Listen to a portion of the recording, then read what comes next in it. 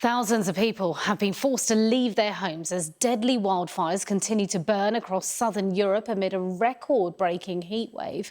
Well, these are recent pictures from Greece. Dozens of fires are active there, and tourists are among those forced to evacuate during the night.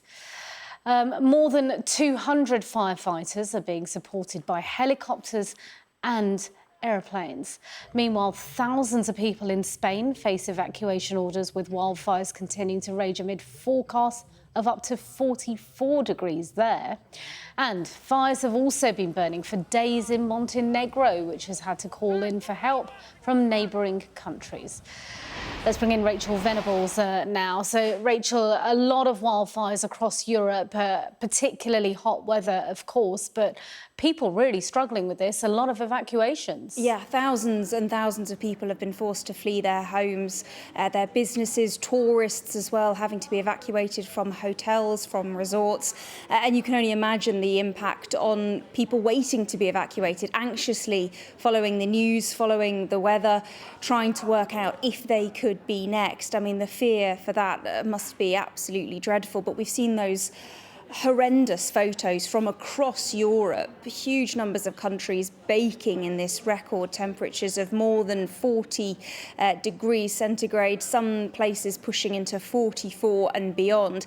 And that, plus high winds and the really hot air, just means that these flames, once they start, these wildfires, they are devilishly tricky to put out, and that's what we've seen fire crews across Europe in countries across the continent really struggling to bring these fires under control, and really just focusing on trying to protect life, to protect homes if they can, but really tricky conditions for them. We're looking at pictures, I believe, here now from Spain, Portugal, Greece, Turkey and the Balkans as well, all countries that have been affected in recent days by wildfires, with thousands of people having been forced to flee their homes. This morning we saw some particularly dramatic images coming from Greece, very near to the port city to the west of Patras.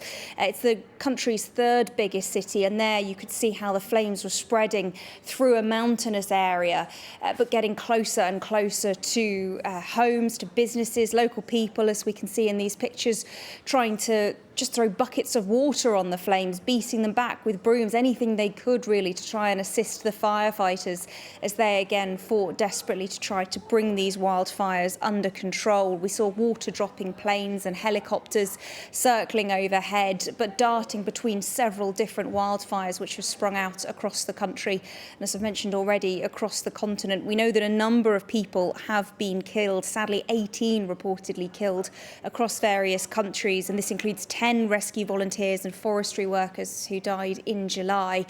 But of course, we know scientists have been warning for a while that climate change means these extra hot, extra dry conditions just makes wildfires all the more possible and all the more risky. And we're seeing the results now in Europe.